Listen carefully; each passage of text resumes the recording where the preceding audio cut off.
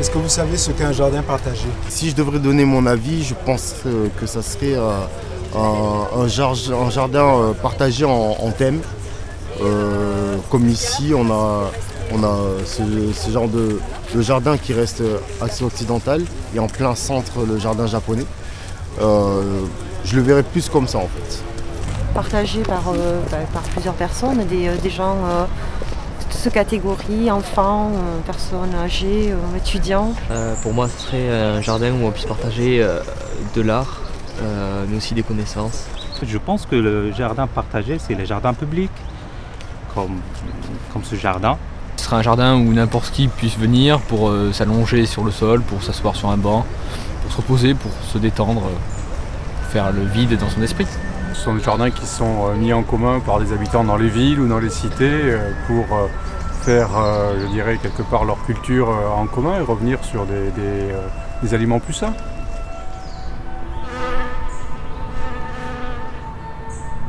Donc moi je m'appelle Elisa Lafont et je travaille pour l'association Partageons les Jardins.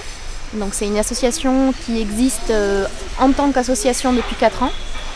Notre double mission en fait c'est d'une part d'accompagner la création de jardins partagés. C'est un terrain sur lequel un groupe de personnes se réunit pour partager un terrain, c'est-à-dire cultiver ensemble. Donc ça peut être des parcelles individuelles ou des parcelles collectives.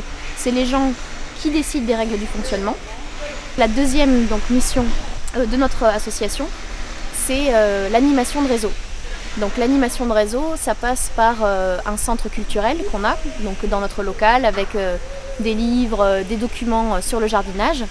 On a aussi une bourse de graines, donc où les gens peuvent venir prendre des graines, en apporter eux-mêmes. C'est un troc de graines. On a aussi une outitech, donc une base d'outils qu'on prête à des jardiniers, pas forcément des jardins partagés, c'est ouvert à qui veut jardiner, que ce soit dans son jardin ou dans un jardin partagé ou autre. Alors le jardin partagé, c'est qu'on décide de jours, d'heures où on a envie de se retrouver et on plante tous ensemble. Et on récolte, habituellement, quand la récolte est petite, on se le partage enfin. Et quand la récolte est abondante, on en profite pour faire un repas partagé tous ensemble.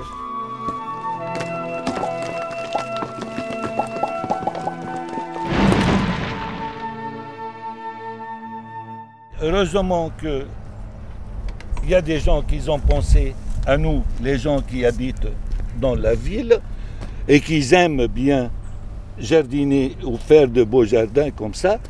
Eh bien, ils ont pensé à nous et ils nous ont prêté de terrain comme ça.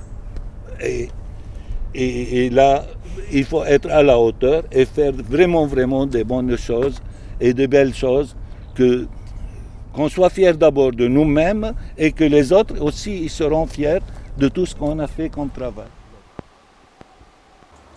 On va parler de ce chou qui s'appelait Atlas. Et si on regarde bien, ce chou, pourquoi on l'a appelé Atlas?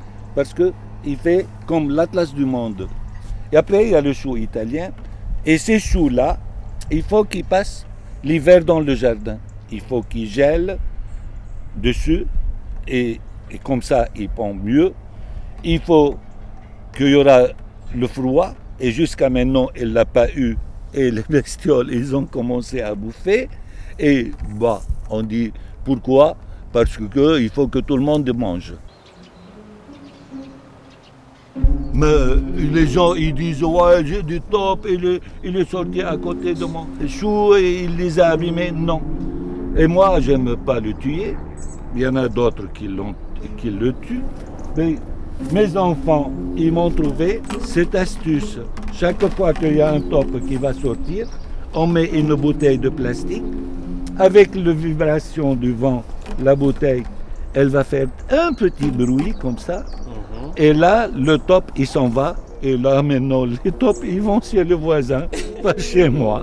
Et là, cette variété de poivrons, elle grandit.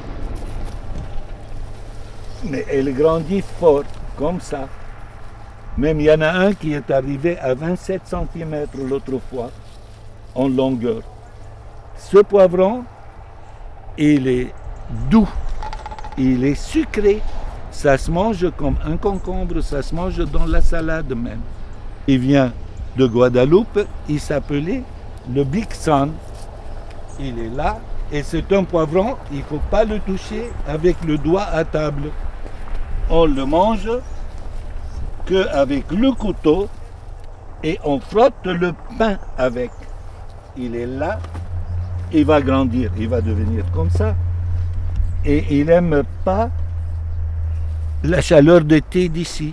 Il aime le temps un petit peu, un temps d'automne, un temps de Toussaint, tout ça, qu'il y aura de brouillard, de brume et la chaleur en même temps pour que ce poivron il pousse.